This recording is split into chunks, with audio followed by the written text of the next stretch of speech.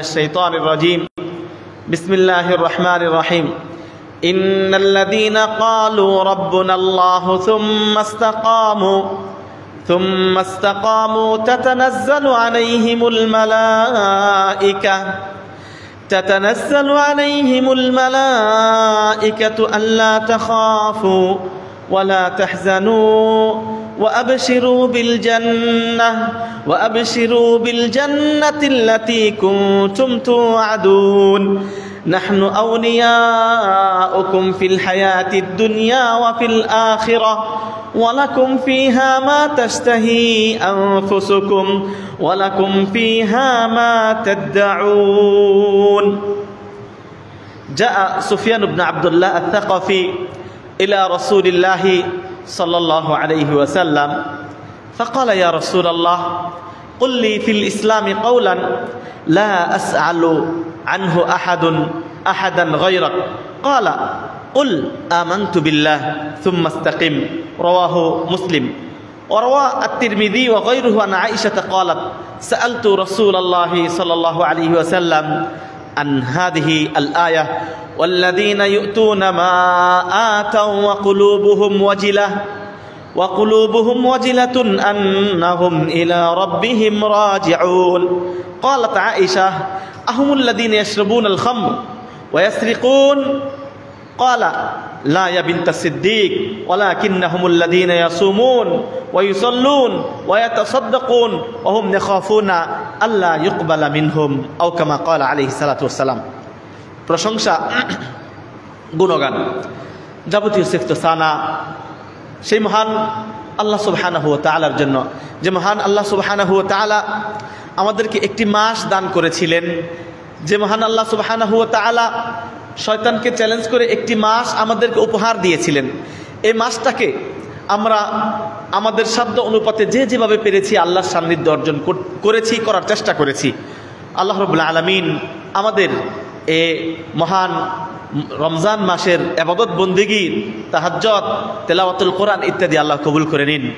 আল্লাহর প্রশংসা করি যে আল্লাহ রাব্বুল আলামিন এমন একটি মাস আমাদেরকে দান করেছিলেন, এই জন্য আল্লাহ লাখ কোটি শুকরিয়া বলি আলহামদুলিল্লাহ।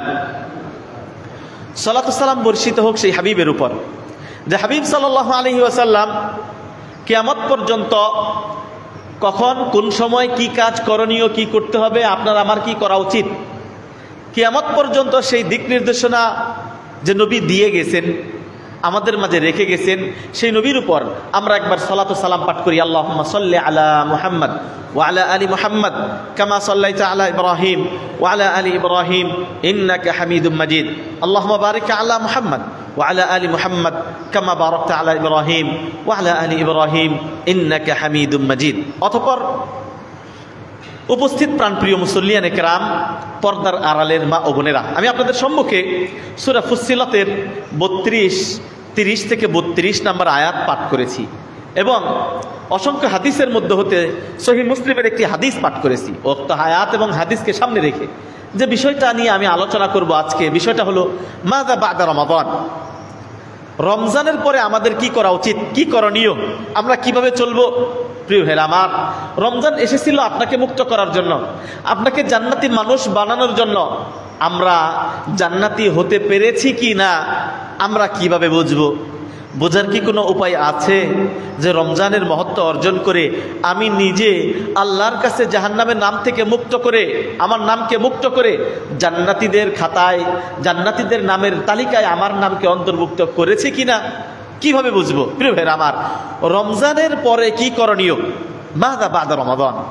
রমজান এসেছিল, রমজান চলে গেছে, আবার রমজান আসবে, রমজান চলে যাবে, কিন্তু রমজান আমার উপকার করলো কিনা আমি কিভাবে বুঝবো? আমার কি করণীয়? 1 নাম্বার, কয়েকটা করণীয়র কথা আজকে আমি আলোচনা করব। 1 নাম্বার, রমজানের পরে আমাদের যেটা করণীয় সেটা হলো ইস্তিকামা। ইস্তিকামা, মা মানে ইস্তিকামা? ইস্তিকামা অর্থ কি? ইস্তিকামা মানে হলো অটল থাকা, অবিচল থাকা। রমজান এরপর আপনার ইস্তিকামা থাকা উচিত, মানে আপনাকে রমজানের ইবাদত বন্দিগির উপর অটল থাকা উচিত। এই ইস্তিকামা তথা কোনো কাজের উপর স্থায়িত্বে সবসময় ওই একই কাজ করা, এটার নাম হলো ইস্তেকামা। ইস্তেকামা শব্দ দিয়ে কোরআনে আল্লাহ মানে কোনো কাজের উপর অটল থাকার বিষয়ে কোরআনে অনেক জায়গায় আলোচনা আসছেন। আমি একটা আয়াত তেলাওয়াত করেছি, আয়াতের মধ্যে আল্লাহ রাব্বুল আলামিন বলেন কেন এই আলোচনা করা দরকার। কারণ আমরা কিছু মানুষ ছিলাম, রমজানে ফজরের সালাত 2 কাতার 3 কাতার 4 কাতার হয়ে যেত, রমজান চলে গেছে, তারপরের দিনই মুসল্লির সংখ্যা এসেছে 10-12 জন 15 জন, মাত্র অল্প কয়েকজন, বাকিগুলা ঝরে গেছে। প্রিয় ভাইরা আমার, অনেকটা আমি বলতে পারি আপনারা ধানের দিনে ধান বাতাসে উড়িয়ে দেয় মা বোনেরা, ধান উড়ায়, ধান উড়াইলে যে চিটাগুলা পড়ে যায়, আর যে অরিজিনাল ধান যেটার ভিতরে ধান থাকে সেটা কি মানুষ রেখে দেয়। আমি বলবো আপনি কি চিটা হতে চান না ধান হতে চান? যদি ধান হতে চান, রমজানে যে আল্লাহ আপনার ছিল সেই আল্লাহ কি এখন নাই? রমজানে যে আল্লাহকে ভয় করে আপনি 5 ওয়াক্ত ফরজ সালাত করেছেন, রমজানে যে আল্লাহকে ভয় করে আপনি রমজানের সিয়াম পালন করেছেন, রমজানে যে আল্লাহকে ভয় করতেন সেই আল্লাহ এখনো আছেন। সেই আল্লাহ হাই, তিনি কাইয়ুম, তিনি চিরস্থায়ী চিরঞ্জীব, তিনি মৃত্যুবরণ করেন না। তাহলে রমজানে এত মুসল্লি আসলো, এখন অধিকাংশ মুসল্লি ঝরে চলে গেল। হ্যাঁ, আমি বলবো তারা হলো চিটা, তারা হলো ধানের চিটা, যার ভিতরে অরিজিনাল ধান নাই, বাতাসে উড়ে গেছে। আপনি কি ধান হতে চান না চিটা হতে চান? একজন প্রকৃত মুসলিম সে তার স্থায়িত্ব আছে, সে ইস্তেকামা থাকে। একজন মুসলিমের কখনো অবকাশ নাই। এখন ছুটি চলছে, প্রতিষ্ঠান বন্ধ, চাকরি আপনার চাকরির বন্ধ চলছে, ভ্যাকেশন চলছে, এখন আপনি কি নামাজ রোজা বাদ দিয়ে ছুটি কাটাবেন? একজন মুমিনের কখনো ছুটি নাই, তার মৃত্যু পর্যন্ত সে কখনো আল্লাহর ইবাদত বন্দেগী থেকে ছুটি কাটাতে পারে না, আল্লাহ এ সুযোগ দেয় নাই। তাহলে রমজানের পরে যেটা করণীয়, 1 নম্বর হলো ইস্তেকামা থাকা। ইস্তেকামা মানে অটল থাকা। যে ইবাদত বন্দেগীগুলো আপনি আল্লাহকে খুশি করার জন্য করেছিলেন, সেই ইবাদত বন্দেগীগুলো আজও করতে হবে, আজও না শুধু মৃত্যু পর্যন্ত করতে হবে। এটা হলো 1 নম্বর করণীয়। যদি আপনি করতে পারেন, আপনার জন্য কিছু সুসংবাদ। আর যদি আপনি অটল না থাকতে পারেন, রমজানে ইবাদত বন্দেগী করেছেন, রমজান চলে গেছে, আপনি যেই সেই আবার আগের অবস্থায় ফিরে গেছেন, কোনো পরিবর্তন নাই।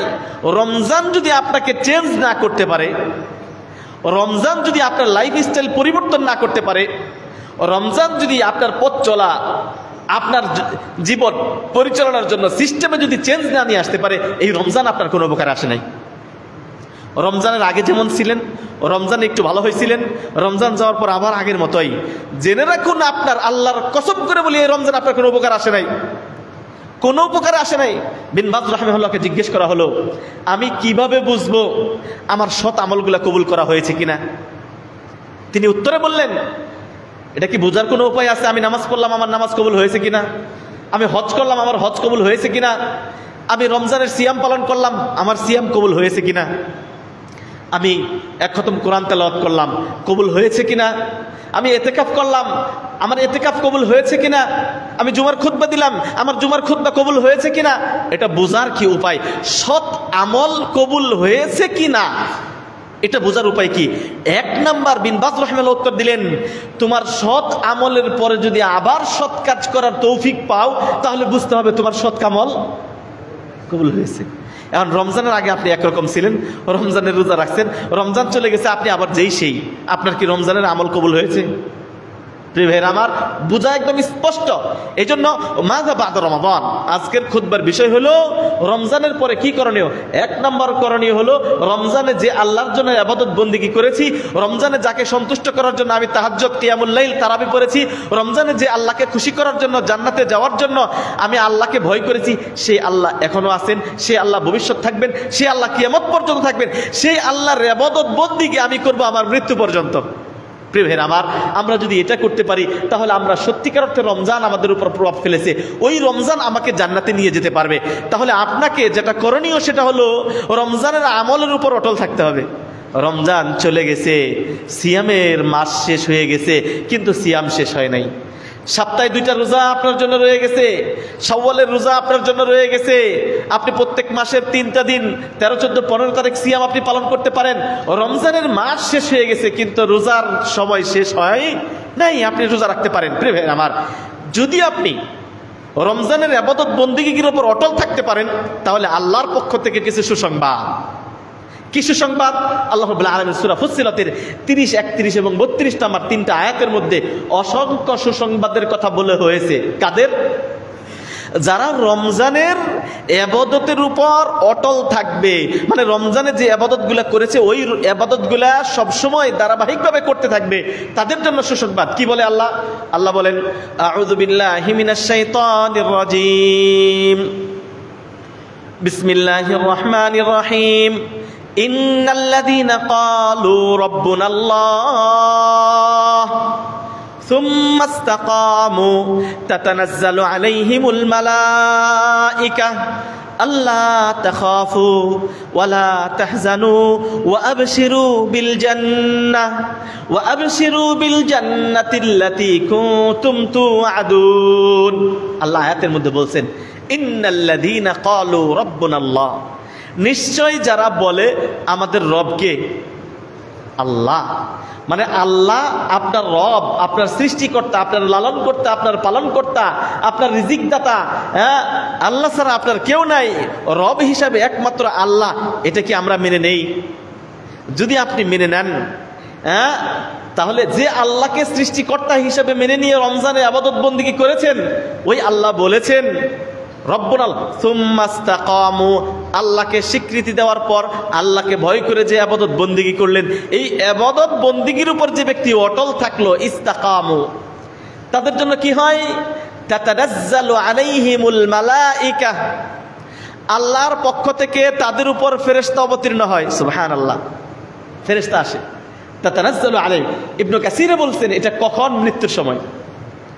মানে যখন আপনি মৃত্যুবরণ করবেন, আপনি যদি ইবাদত বন্দেগীর উপর অটল থাকেন, গোটাটা জীবন ইবাদত বন্দেগী করে কাটিয়ে দিয়েছেন, সুখে দুঃখে কষ্টে, হ্যাঁ, সদা সর্বদা আপনি আল্লাহর পথে ছিলেন, শুধু মৌসুমী ইবাদত বন্দেগী আপনি করেন নাই, হ্যাঁ, রমজানিন হন নাই, যে শুধু রোজার মুসল্লি আপনি তা হন নাই, বরং আপনার জীবনটাই আল্লাহর আনুগত্যে কাটিয়ে দিয়েছেন, আল্লাহর ইবাদত বন্দেগীর মধ্যে আপনি অটল ছিলেন। এইটা যদি হয়ে থাকেন, আল্লাহর পক্ষ থেকে ফেরেশতা যেদিন আপনি চোখটা বন্ধ করবেন, কবরে চলে যাবেন, সাথে সাথে আল্লাহর পক্ষ থেকে একটা ফেরেশতা এসে আপনাকে ঘোষণা দিয়ে বলবে, তাতানাজ্জালু আলাইহিমুল মালাইকা আল্লা তাখাফু, ভয় পেও না। অন্ধকার কবর, পৃথিবী থেকে আপনার যোগাযোগ বিচ্ছিন্ন, কেউ আপনার পাশে নাই, ওই অন্ধকার কবরে আপনি শুধু একা, কেউ আপনার সঙ্গী নাই। ফেরেশতা এসে আপনাকে জিজ্ঞেস করবে, প্রশ্ন করবে, এমতো অবস্থায় ফেরেশতা এসে আপনাকে ভয় দিবে, মানুষ ভীত সন্ত্রস্ত হয়ে যাবে। এমতো অবস্থায় রমজানের পরে যদি আপনি রমজানের ইবাদত বন্দেগী যদি অটল থাকেন, সবসময় ওই ইবাদত বন্দেগী করেন, ফেরেশতা এসে বলবে, আল্লাহ তাখাফু, দুনিয়ার জীবন তোমার বিচ্ছিন্ন হয়ে গেছে ঠিক, কিন্তু আল্লাহর রহমত তোমার কাছ থেকে বিচ্ছিন্ন হয় নাই। আল্লাহ তাখাফু, ভয় পেও না, ভয় পেও না, ওয়ালা তাহজানু, আর দুশ্চিন্তাও করো না। তুমি তো ওই মুসল্লি ছিলে, রমজানের সিয়াম পালন করেছ, রমজানের পরেও রোজা রেখেছ, রমজানের তারাবি পড়েছ, রমজানের পরেও তাহাজ্জুদ করেছ, রমজানে কোরআন তেলাওয়াত করেছ, রমজানের পরেও কোরআন তেলাওয়াত করেছ।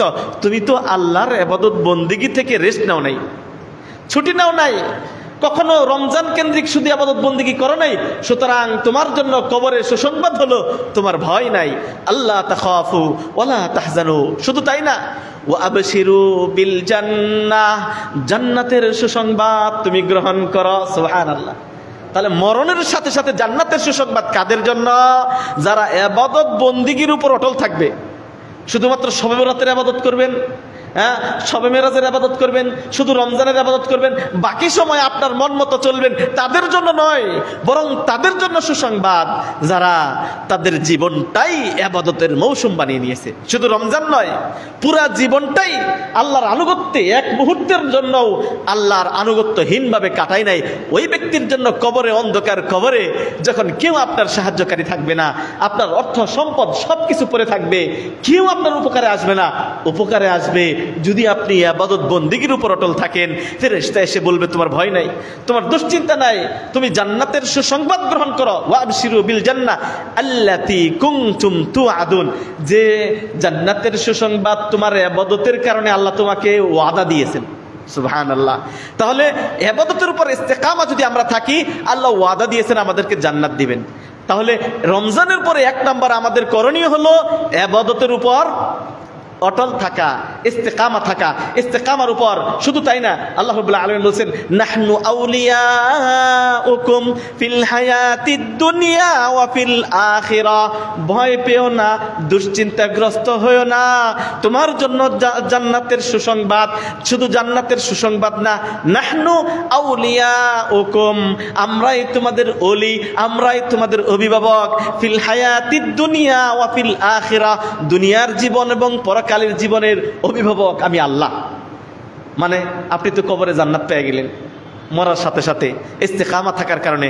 এবার দুশ্চিন্তা আসতে পারে, আমার যে সন্তান রেখে আসলাম, আমার যে ছোট বাচ্চা রেখে আসলাম, আমার ছোট একটা মেয়ে ছিল, আমার স্ত্রী ছিল, আমার বাবা মা ছিল, তাদেরকে রেখে আসছি, তাদের কি অবস্থা? আপনার টেনশন হতে পারে। আল্লাহ বলেন দুশ্চিন্তার কারণ নাই, তোমার ভয় নাই, দুশ্চিন্তা করো না, তোমার জান্নাত, আমি তোমার অভিভাবক। শুধু কবরের না, নাহনু আউলিয়াউকুম ফিল হায়াতিদ দুনিয়া ওয়া ফিল আখিরাহ, দুনিয়ার জীবন এবং আখিরাতের জীবন উভয় জীবনের আমি হলো তোমার ওলি, আমি তোমার অভিভাবক, আমি তোমার দায়িত্বশীল। আল্লাহ যদি কারো অভিভাবক ওলি হয়, তার আর কোনো অভিভাবক দরকার আছে? প্রিয় ভাইরা মা, হ্যাঁ, নাহনু আউলিয়াউকুম ফিল হায়াতিদ ওয়া ফিল আখিরাহ ওয়া লাকুম ফিহা মা তাশতাহি আনফুসুকুম। শুধু তাই না, তোমাদের জন্য সেখানে রয়েছে মা তাশতাহি আনফুসুকুম, তোমাদের নফস, তোমাদের আত্মা যা কিছু চাবে সমস্ত কিছু তোমাদের জন্য আল্লাহ রাব্বুল আলামিন রেডি করে রেখেছেন। প্রিয় ভাইরা আমার, এই আয়াত থেকে ওয়ালাকুম ফিহা মা তাদউন, তোমরা যা চাবে, যত দাবি দেওয়া আছে সমস্ত দাবি দেওয়া আল্লাহ তোমাদেরকে পূর্ণ করে দিবেন। নুজুলাম মিন গফুরির রহিম, শুধু তাই না, গফুরুর রহিম, যিনি ক্ষমাশীল দয়াবান, তার পক্ষ থেকে মেহমানদারি। নুজুল, নুজুল মানে মেহমানদারি, আল্লাহর পক্ষ থেকে মেহমানদারি রয়েছে। প্রিয় ভাইয়ের আমার, সূরা ফুসসিলাতের এই 30, 31, 32 নম্বর আয়াত থেকে আমাদের রমজানের পরে করণীয় কি, সেটার ফজিলত কি আমরা জানতে পারলাম। রমজানের পরবর্তীতে আমাদের করণীয় হলো, রমজানে যে আল্লাহর ইবাদত বন্দিগি যেভাবে আমরা করেছি ওইভাবে ইবাদত বন্দিগিতে আমরা অটল থাকব। যদি আমরা ইবাদত বন্দিগিতে অটল থাকি, তাহলে এতগুলা সুসংবাদ আল্লাহ রাব্বুল আলামিন আমাদের জন্য নির্ধারণ করে রেখেছেন। আর যদি আমরা না থাকি, তাহলে এই রমজান আপনার জন্য দুর্ভোগ, এই রমজান আপনার জন্য দুর্ভোগ। রমজানে ভালো মুসল্লি হয়েছিলেন, এখন আপনি ভালো মুসল্লি না, জেনে রাখুন এই রমজান আপনার কোনো পরিবর্তন আনতে পারে নাই। মানে হলো রমজান পাওয়ার পরেও আপনি জান্নাতি মানুষ হতে পারেন নাই, আপনার জন্য দুর্ভোগ। আপনি ফিরে আসুন। আল্লাহ রাব্বুল আলামিন ইস্তেকামার বিষয়ে আরো অনেক আয়াত আছে। আমি আরেকটা আয়াত পাঠ করি, সূরা হুদের 112 নম্বর আয়াতে আল্লাহ বলছেন ফাস্তাকিম কামা উমিরতা ওয়া মান তাবা মাআকা ওয়া লা তাতগাউ ইন্নাহু বিমা তা'মালুনা বাসীর। সূরা হুদের 112 নম্বর আয়াতে আল্লাহ নবীকে লক্ষ্য করে বলছেন ফাস্তাকিম কামা উমিরত, তোমাকে আল্লাহ যেভাবে আদেশ করেছেন ওই আদেশের উপর অটল থাকো, আল্লাহর আনুগত্যের উপর অটল থাকো, নড়াচড়া করো না, দৌড়াদৌড়ি করো না। প্রিয় ভাইরা আমার, সুফিয়ান ইবনে আব্দুল্লাহ আস-সাকাফি একজন প্রখ্যাত সাহাবী, তিনি আল্লাহ রাসূল সাল্লাল্লাহু আলাইহি ওয়াসাল্লামের কাছে আসলেন।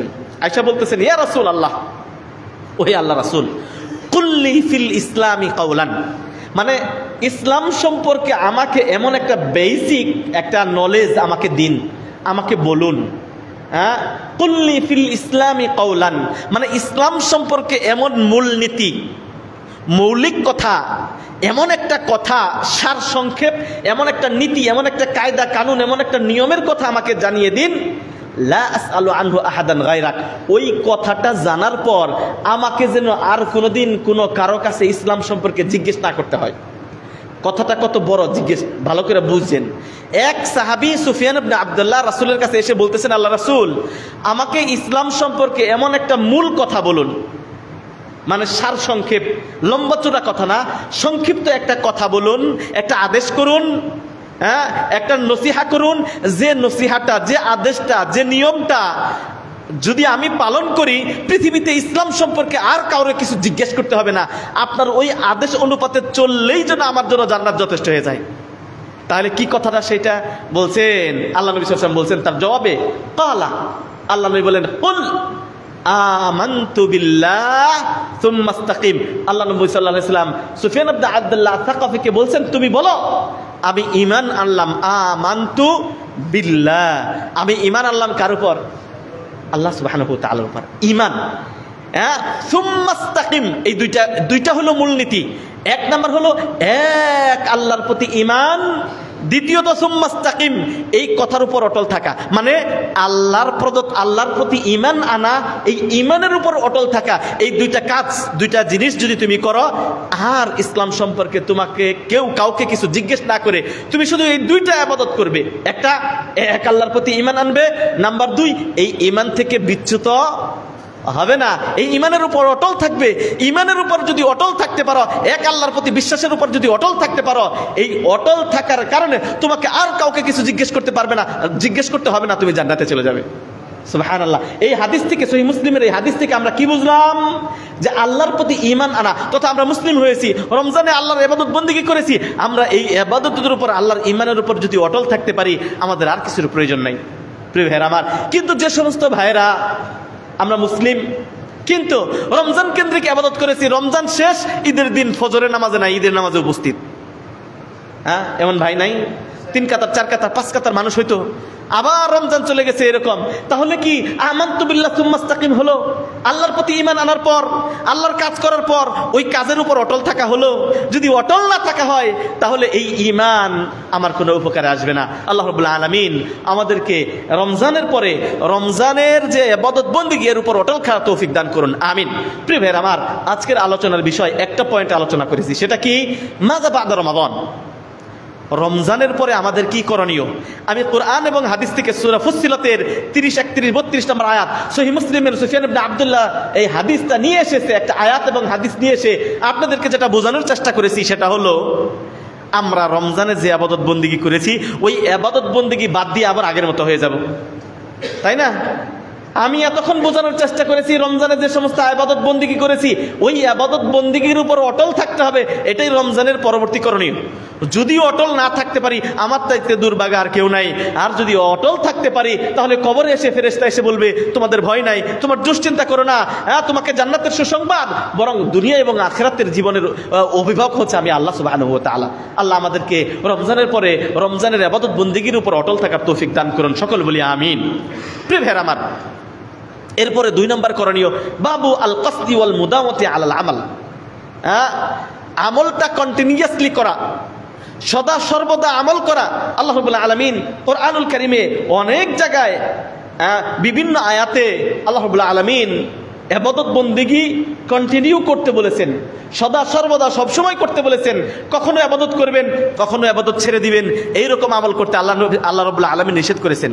সূরা হিজরের 99 নম্বর আয়াতে আল্লাহ কোরআনে বলছেন, আউযু বিল্লাহি মিনাশ শাইতানির রাজীম, বিসমিল্লাহির রহমানির রহিম, ওয়া'বুদ রাব্বাকা হাত্তা ইয়াতিয়াকাল ইয়াকিন। ওয়া'বুদ রাব্বাক, ওহে নবী, ওহে মুহাম্মদ, তুমি তোমার রবের ইবাদত করো। ওয়া'বুদ রাব্বাক, কতক্ষণ?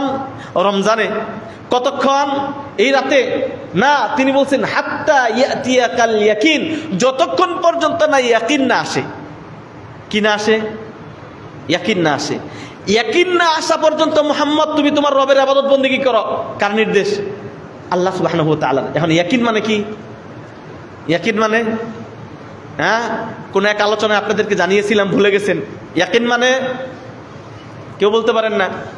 ইয়াকিন মানে আমরা বলে থাকি ইয়াকিন মানে বিশ্বাস, তাই তো? ইয়াকিন মানে বিশ্বাস, এটাই অনেকে জানি। এই জন্য সুফিরা বলে আমাদের ইবাদত বন্দেগী করা দরকার নাই। সুফি বলতে পীর, যারা পীর, বিভিন্ন বাবার কেরামতি, ওরা বলে তোমরা শরীয়তের লোক, শরীয়তের লোক, তোমরা জাহিরি নামাজ রোজা পড়ো, আমাদের নামাজ রোজা করার দরকার নাই, কারণ কোরআনে আল্লাহ বলছেন তুমি ইবাদত বন্দেগী করো ততক্ষণ পর্যন্ত যতক্ষণ না ইয়াকিন আসে। ইয়াকিন মানে বিশ্বাস, মানে আমার বিশ্বাস হয়ে গেছে আমি জান্নাতি মানুষ, সুতরাং আমার আর ইবাদত বন্দেগী করা দরকার নাই। প্রমাণ কি? সূরা হিজরের 99 নম্বর আয়াত। কোরআনের আয়াত দিয়ে আপনাকে পথভ্রষ্ট করবে, আপনি কিভাবে উত্তর দিবেন? কোরআনের আয়াত দিয়ে আপনাকে পথভ্রষ্ট করবে। আল্লাহ কোরআনে বলছেন ইয়াকিন না আসা পর্যন্ত ইবাদত করো, তাহলে যার ইয়াকিন আসছে তার ইবাদতের প্রয়োজন নাই। নাউযুবিল্লাহ মিন যালিক। ইয়াকিন মানে মৃত্যু। কোরআনের ব্যাখ্যা কোরআন থেকে নিতে হবে, কোরআনের আয়াতের অর্থ নিতে হবে, বাংলা ভাষায় অর্থ নিলে চলবে না। কোরআনের আয়াতের অর্থ নিতে হবে সাহাবীরা কিভাবে বলেছেন। আল্লাহ রাব্বুল আলামিন সূরা মুজাম্মিলের শেষের দিকে বলছেন, কিছু মানুষকে জাহান্নামে দেওয়া হবে। 4টা বদ আমলের কারণে যারা করছে তাদেরকে জাহান্নামে দেওয়া হবে। তখন তারা বলবে, আল্লাহ আমরা জাহান্নামে কেন গেলাম? জান্নাতীরা তাদেরকে জিজ্ঞেস করবে, তোমরা জাহান্নামে কেন গেলা? তখন তারা বলবে, ক্বালু লাম নাকু মিনাল মুসাল্লিন, আমরা মুসল্লি ছিলাম না, আমরা নামাজ পড়তাম না। ওয়া লাম নাকু নুতঈমুল মিসকিন, আমরা মিসকিনদেরকে খাবার দিতাম না। ওয়া কুন্না নাখুযু মাআল খাইদিন, আর আমরা দিনকে নিয়ে যারা ঠাট্টা বিদ্রুপ করে আমরা তাদের সাথে দিন নিয়ে ঠাট্টা বিদ্রুপ করতাম। হাত্তা আতানাল ইয়াকিন, এই অন্যায় কাজগুলা, নামাজ ছেড়ে দেওয়া, মিসকিনদেরকে খাবার না দেওয়া, আর মানুষের সাথে দিন নিয়ে ঠাট্টা বিদ্রুপ করা, এই অপরাধগুলা ততদিন পর্যন্ত আমরা করে এসেছি। হাত্তা ইয়াতিয়ানাল ইয়াকিন, যতক্ষণ না ইয়াকিন আসছে আমাদের, মানে যতক্ষণ মৃত্যু আসছে, মৃত্যু আসার আগ পর্যন্ত এই অন্যায় কাজ করেছি, বিষয়ে আজকে আমরা জাহান্নামী। তাহলে ইয়াকিন মানে মৃত্যু। আল্লাহ রাব্বুল আলামিন নবী মুহাম্মদকে লক্ষ্য করে বলছেন, ওয়াবুদ রাব্বাক, ওহে নবী আপনি আপনার রবের ইবাদত বন্দেগী করেন হাত্তা ইয়াতিয়াকাল ইয়াকিন, যতক্ষণ পর্যন্ত আপনার মৃত্যু না আসে। তার মানে হলো একজন আল্লাহর নবীকে খেতাব করে আমাদেরকে বুঝিয়েছেন, একজন মুমিন বান্দা ইয়াকিন তথা মৃত্যু না আসা পর্যন্ত ইবাদত করবে কার? আল্লাহ সুবহানাহু ওয়া তাআলা। এটা দায়িত্ব আপনার। আমি রমজানের পরে কি করণীয়, আমি 2 নম্বর পয়েন্টে আমি আপনাদেরকে বোঝাতে চাচ্ছি।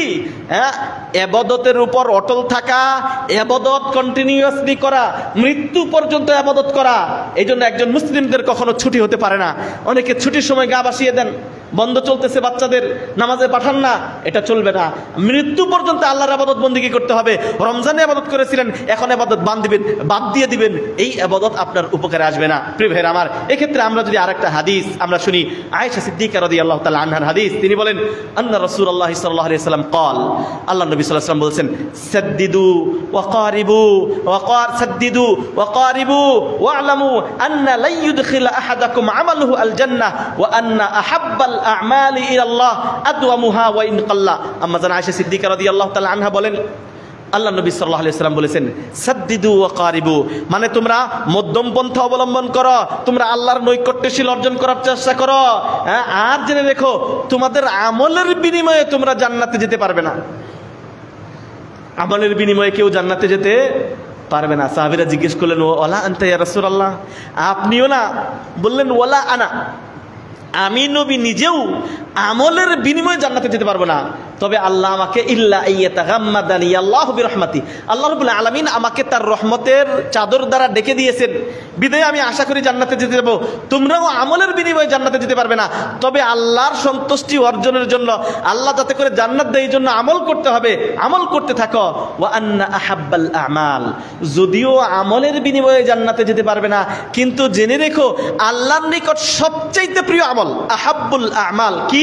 ইলাল্লাহ আদওয়ামুহা, যেটা দাওয়াম করা, সব সময় করা হয়। ওয়া ইন কাল্লা, যদিও কম হয়, মানে আল্লাহর কাছে সবচেয়ে প্রিয় আমল হলো কম হোক কিন্তু সব সময় করা, মুদাওয়ামাত করা। কম হোক, আপনি দান করলেন রমজান মাসে, অনেক টাকা দান করে দিলেন, রমজানের পরে দানের হাত বন্ধ, আল্লাহ এই আমল পছন্দ করে না। আল্লাহ আমল পছন্দ করেন রমজানে আপনি 2 টাকা 5 টাকা 10 টাকা 20 50 হাজার টাকা দান করেছেন, গোটা বছর যখন সুযোগ পাবেন তখনই দান করবেন। মানে কোন ইবাদতের উপর অটল থাকা। রমজানে আপনি তারাবি পড়েছেন, রমজানের পরেও তাহাজ্জুদ 2 রাকাত 4 রাকাত পড়বেন, মুদাওয়ামাত করা। রমজানে আপনি 5 ওয়াক্ত সালাত জামাতে আদায় করেছেন, রমজানের পরেও আদায় করবেন। রমজানে কোরআন তেলাওয়াত করেছেন, রমজানের পরেও কোরআন তেলাওয়াত করবেন। তথা ইবাদত বন্দেগী কম করেন কিন্তু সব সময় করেন, সদা সর্বদা করেন, এটা আল্লাহর কাছে সবচেয়ে প্রিয়। প্রিয় ভাইরা আমার, তাহলে রমজানের পরবর্তী করণীয় কি? আমরা যে সমস্ত ইবাদত বন্দেগী করে এসেছি ওই ইবাদত বন্দেগী সদা সর্বদা সব সময় করা, এটা আল্লাহর নিকট প্রিয়। আল্লাহ রাব্বুল আলামিন সূরা মারইয়ামের ৭৬ নম্বর আয়াতে আল্লাহ এই বিষয়টা বলেছেন, ওয়াল বাকিয়াতুস সালিহাতু খায়রুন ইনদা রাব্বিকা সাওয়াবান ওয়া খায়রুম মারাদ্দা। আল বাকিয়াতুস সালিহাত, এমন সলিহাত, এমন সৎ কাজ যেটা বাকিয়াত মানে অবশিষ্ট, সবসময় সৎ কাজ, খায়রুন ইনদা রাব্বিকা, আপনার রবের নিকট উত্তম, সাওয়াবান সওয়াবের দিক দিয়ে, ওয়া খায়রুম মারাদ্দা, এবং পরকালের যে পরিণাম পাবেন, পরিণামের দিক দিয়ে, সওয়াবের দিক দিয়ে যে কাজ সবসময় করা হয়, এটা আল্লাহর নিকট সবচেয়ে প্রিয়। প্রিয় ভাইরা আমার, আল্লাহ রাব্বুল আলামিন কোরআনুল কারীমে অসংখ্য জায়গায় যে ইবাদত বন্দেগী সবসময় করার জন্য দিক নির্দেশনা দিয়েছেন। 3 নাম্বার, রমজানের পরে আমাদের যেটা করণীয়, আমি 2টা করণীয় বলছি। 1 নাম্বার বলেছি ইস্তেকামা থাকা, 2 নাম্বার বলেছি যে সমস্ত ইবাদত বন্দেগী সবসময় করেছি এটা সবসময় সর্বদা জারি রাখা, ভালো কাজগুলা জারি রাখা। 3 নাম্বার হলো আল্লাহর কাছে দোয়া করা। কি দোয়া করা? রমজানের পরবর্তীতে যে কাজটা করা, আমাদের অনেকে বসে বসে ঘুমাচ্ছেন, রমজানের ইবাদত বন্দেগী করেছেন, ক্লান্ত হয়ে গেছেন, ঢেলান দিয়ে ঘুমাচ্ছেন, ঘুম চলবে না, একটু শুনতে হবে। তাহলে না কি করণীয় ওটা জানবেন। একটা মানুষ যখন জানবে তখন সে আমল করার চেষ্টা করবে। আর এখানে মসজিদে এসে আল্লাহ বিসমিকা আমতো আহিয়া ঘুম দিয়ে দিলেন, কি উঠবেন তাহলে? প্রিয় ভাইরা আমার, 3 নম্বর যেটা করণীয়, আদ-দুআ লিকবুলিস সালিহাত। রমজানে অনেক কষ্ট করছেন প্রিয় ভাইরা আমার, আল্লাহকে পাওয়ার জন্য রাত জেগেছেন, কিয়ামুল লাইল করেছেন, মা বোনেরা অনেক কষ্ট করে আপনাদের সাহারি রান্না করে দিয়েছে, তারাও কষ্ট করেছেন। এখন যেটা আপনার করণীয়, এই ইবাদত বন্দেগী যেন আল্লাহর কাছে কবুল হয়, এই দোয়া করা। কারণ সাহাবীরা 6 মাস রমজান আগমনের 5 মাস আগ পর্যন্ত দোয়া করতেন, আল্লাহ যেন রমজান পাই। আবার রমজান চলে যাওয়ার পর 6 মাস দোয়া করতেন, 5-6 মাস দোয়া করতেন, আল্লাহ আমাদের ইবাদত বন্দেগী যেন কবুল হয়। এই জন্য ঈদের দিন সকালবেলা মুসলিমরা পরস্পর সাক্ষাতে কি বলে? তাকাব্বালাল্লাহু মিন্না ওয়া মিনকুম, আল্লাহ আমাদের আমল তোমাদের আমল আল্লাহ যেন কবুল করেন। এই কবুলিয়তের দোয়া করা, কবুলিয়তটা বড় কঠিন বিষয়, বড় কঠিন কবুলিয়ত। এই জন্য 10 টাকা দান করার আগে নিজে নিজে দোয়া করেন, আল্লাহ যেন কবুল করেন। আসুন, কবুলিয়ত মানে আল্লাহ কবুল। কত মানুষ, লক্ষ লক্ষ মানুষ হজ করতেছে, লক্ষ লক্ষ মানুষ দান করতেছে, লক্ষ লক্ষ মানুষ নামাজ পড়তেছে, কার ইবাদত আল্লাহ কবুল করছে কেউ বলতে পারবো? যদি আল্লাহ কবুল করেন, কবুলিয়তটা বড় কঠিন বিষয়। যদি কবুল করেন, কবুলিয়তের বিষয়ে একটা হাদিস আপনাদেরকে শোনাই। ইমাম তিরমিজি হাদিসটা বর্ণনা করেছেন মা জান আয়েশা সিদ্দিকা থেকে বর্ণিত। তিনি বলেন, সাআলতু রাসূলুল্লাহি সাল্লাল্লাহু আলাইহি ওয়াসাল্লাম আন হাদিহিল আয়াহ। আম্মা জান আয়েশা সিদ্দিকা রাদিয়াল্লাহু তাআলা আনহু কোরআনের একটা আয়াত সম্পর্কে নবী সাল্লাল্লাহু আলাইহি ওয়াসাল্লামকে জিজ্ঞেস করলেন। কোন আয়াত? আল্লাহ বলেন, والذين يؤتون ما آتوا وقلوبهم وجلة أنهم إلى ربهم راجعون। এই সূরা মুমিনুনের এই আয়াত সম্পর্কে আম্মা জান আয়েশা আল্লাহ নবীকে জিজ্ঞেস করতেছেন, আল্লাহ রাসূল এরা কারা? কারা? বলতেছেন ওয়াল্লাযীনা ইউতুনা মা আতাও, যে আল্লাহ রাব্বুল আলামিন যাদেরকে সয় সম্পত্তি দান করেছেন, টাকা পয়সা ধন দৌলত দিয়েছেন, তারা সেখান থেকে দান করে। ওয়াকুলুবুহুম ওয়াজিলা, দান করার পরে তাদের অন্তর ওয়াজিলা এই খৌফ মানে শঙ্কিত থাকে, আতঙ্কিত থাকে। তাহলে দান করার পর মানুষটা খুশি থাকবে, আবার আতঙ্কিত হয়। আম্মা জান আয়েশা এই আয়াত সম্পর্কে জিজ্ঞেস করতেছে, আল্লাহ রাসূল এরা কারা? আল্লাহ তাদের সয় সম্পত্তি দিয়েছেন, সয় সম্পত্তি থেকে আল্লাহর রাস্তায় দান করেছেন, দান করার পরে খুশি না থাকবে, কিন্তু তারা শঙ্কিত। ওয়া কুলুবুহুম ওয়াজিলাতুন আন্নাহুম ইলা রাব্বিহিম রাজিউন, তারা এই ভয় করে যে আল্লাহর কাছে ফিরে যেতে হবে, এই ভয় করে। এই লোকটা কারা? আহুমুল্লাযিনা ইয়াশরাবুনাল খামর, তারা কি তারাই যারা ভালো কাজ করত আবার মন্দ কাজও করত, মদ খাইতো অথবা চুরি করত, অথবা জিনা করত? এরা কি এই পাপিষ্ঠ মানুষ, মানে পাপও করত আবার কি ভালো কাজও করতো? এরা কি ওই সমস্ত মানুষ? ক্বালা লা ইয়া বিনতা সিদ্দিক, আল্লাহ নবী সাল্লাল্লাহু আলাইহি সাল্লাম বলতেছেন, হে বিনতা সিদ্দিক, মানে সিদ্দিকের বেটি, মানে আবু বকর সিদ্দিকের বেটি, তার স্ত্রী আম্মা জান আয়েশাকে বলতেছেন, লা ইয়া বিনতা সিদ্দিক, হে আবু বকর সিদ্দিকের মেয়ে, বিষয়টা তা না, তুমি যা মনে করতেছো এরা তারা না, তুমি মনে করতেছো। তাহলে এই সমস্ত মানুষ যারা দান করার পরেও শঙ্কিত, আতঙ্কিত, তারা হয়তো দান করেছে আবার মন্দ কাজও করেছে, এরা কি তারা? বলছেন না, এরা তারা না।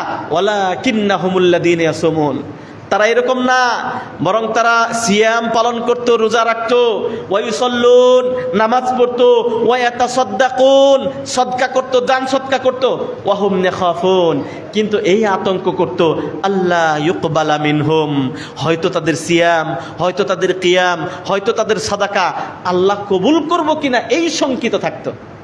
তাহলে রমজানের পরবর্তীতে আমাদের কি করণীয়?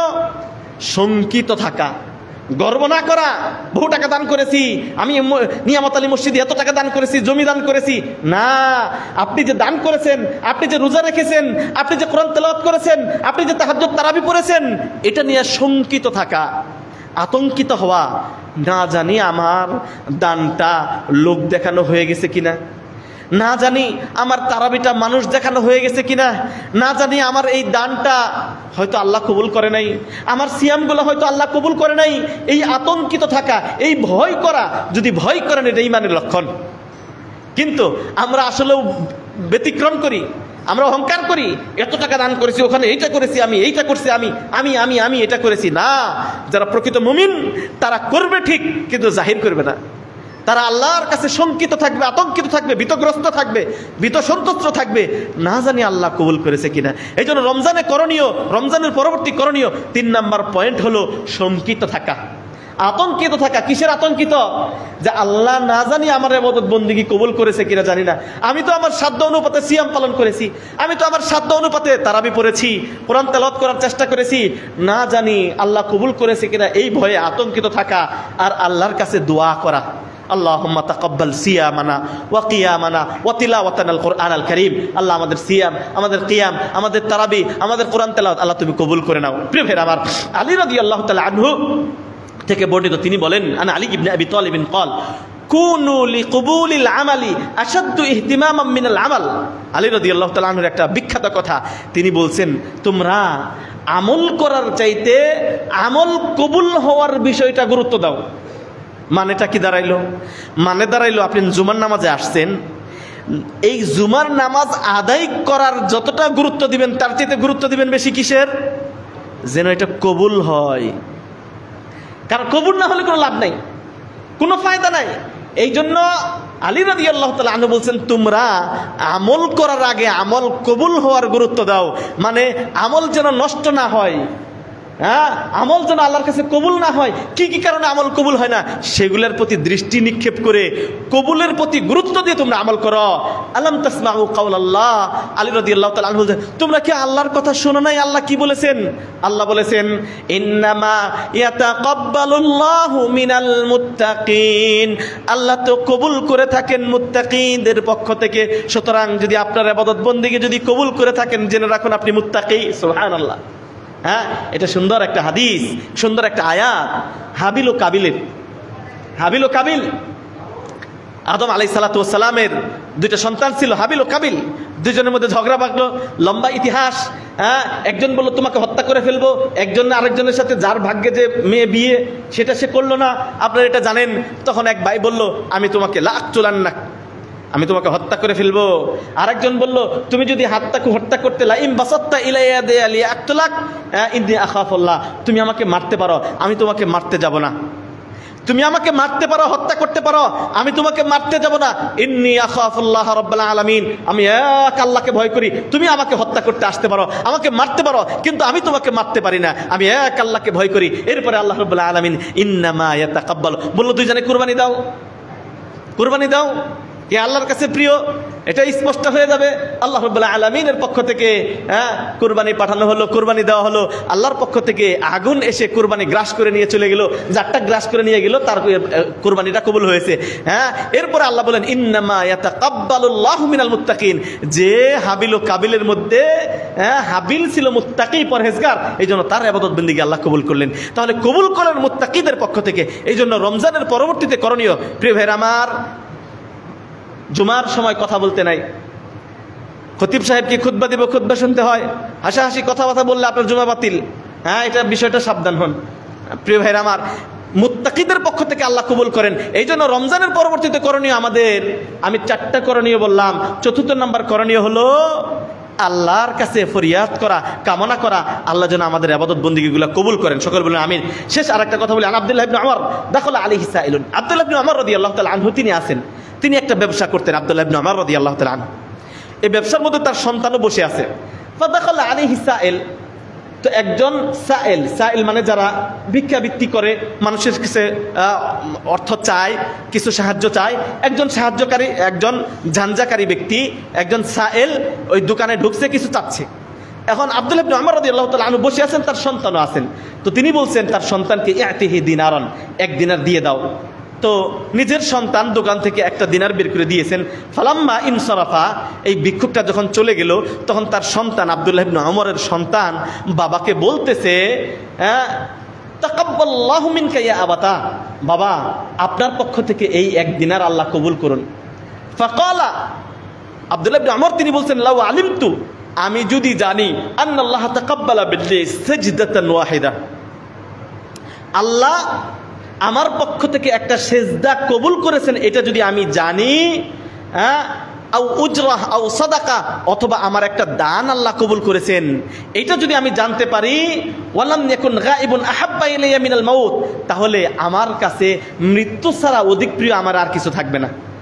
কারণ যখন আমি জানতে পারবো আল্লাহ আমার একটা সাজদা কবুল করেছেন, অথবা একটা টাকা, একটা দিনার দান আল্লাহ কবুল করেছেন, এটা যদি আমি জানতে পারি, তাহলে ওই সময় আমার সবচেয়ে প্রিয় হবে আমার মৃত্যু। কেন? তিনি বলছেন, লা তাদরি মিম্মা ইয়াতাকাব্বালুল্লাহ, বাবা তুমি কি জানো আল্লাহ কাদের পক্ষ থেকে কবুল করেন? তিনি শোনাচ্ছেন, ইন্নামা ইয়াতাকাব্বালুল্লাহু মিনাল মুত্তাকিন, আল্লাহ মুত্তাকিদের কাছ থেকে কবুল করেন। সুতরাং আপনার একটা টাকা যদি আল্লাহ কবুল করে নেন, আপনি মুত্তাকি। একটা সাজদা যদি আল্লাহ কবুল করে নেন, আপনি মুত্তাকি। সুতরাং যখন আপনি জানতে পারবেন যে আল্লাহ একটা ইবাদত বন্দেগী আল্লাহ কবুল করে নিয়েছেন, সুতরাং আপনি মুত্তাকি হয়ে গেছেন, তখন মরণ ছাড়া আপনি আর কিছু চাবেন না। প্রিয় ভাইয়ের আমার, এই হলো কবুলাতির দোয়া করা।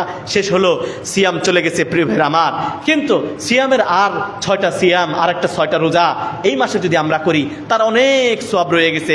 আমরা যদি এই মাসে 6টা সিয়াম পালন করি, তাহলে গোটা বছরের সওয়াব পাওয়া যাবে।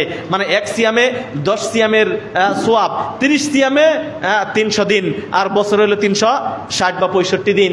আর বাকি যে 60-65 দিনের সওয়াব আল্লাহ রাব্বুল আলামিন শাওয়াল মাসের 6টা সিয়াম পালন করলে আল্লাহ রাব্বুল আলামিন গোটা বছর সিয়াম পালন করার সওয়াব দান করেন। আবি আইয়ুব আল আনসারী রাদিয়াল্লাহু তাআলা আনহু আন্না রাসূলুল্লাহ সাল্লাল্লাহু আলাইহি ওয়াসাল্লাম قال, আবু আইয়ুব আল আনসারী রাদিয়াল্লাহু তাআলা আনহু তিনি বলেন, নবী সাল্লাল্লাহু আলাইহি ওয়াসাল্লাম বলেছেন, মান সামা রমাদানা থুম্মা আতবাহু সিত্তাম মিন শাওয়াল কানা কাসিয়ামিদ দাহর, রাওয়াহু মুসলিম।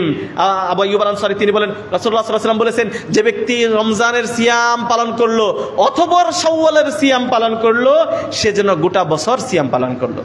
এই জন্য রমজানের পরবর্তী 5ম নাম্বার করণীয় হলো শাওয়ালের সিয়াম পালন করা। যারা রমজানে অসুস্থতার কারণে অথবা রমজানে সফর করার কারণে কোনো বিশেষ করে মা বোনেরা যদি কোনো সিয়াম ভেঙে থাকেন, না রাখতে পেরেছেন, তাহলে সেই সিয়ামগুলো আদায় করার পর আপনি দ্রুত এই শাওয়ালের 6টা রোজা যদি রাখতে পারেন, গোটা বছর সওয়াব পাবেন। আল্লাহ আমাদের সেই তৌফিক দান করুন। প্রিয় ভাইরা আমার, আজকে যে আলোচনা করলাম রমজানের পরবর্তী করণীয়, আমি 5টা পয়েন্টে আলোচনা করেছি। 1 নাম্বার, রমজানের পরবর্তীতে আমাদের ইস্তেকামা থাকা তথা ইবাদত বন্দেগীর উপর অটল থাকা। 2 নাম্বার, আমাদের যেটা করা মুদাওয়ামত থাকা, সব সময় সদা সর্বদা ইবাদত বন্দেগীর উপর থাকা। 3 নাম্বার, মৃত্যু পর্যন্ত ইবাদত বন্দেগী করা। 4 নাম্বার, শঙ্কিত হওয়া, আতঙ্কিত হওয়া, যে সমস্ত ইবাদত বন্দেগী আমরা করেছি এটা কবুল হলো কিনা এই ভয় থাকা। 5 নাম্বার, আল্লাহর কাছে ফরিয়াদ করা, দোয়া করা যেন ইবাদত বন্দেগী কবুল করেন। আল্লাহ রাব্বুল আলামিনের এই 5টা পয়েন্ট নিয়ে আজকে আলোচনা করলাম। যে আলোচনা করলাম আল্লাহ সেগুলো আমাকে আমল করার তৌফিক দান করুন, আপনাদের আমল করার তৌফিক দান করুন, আমিন।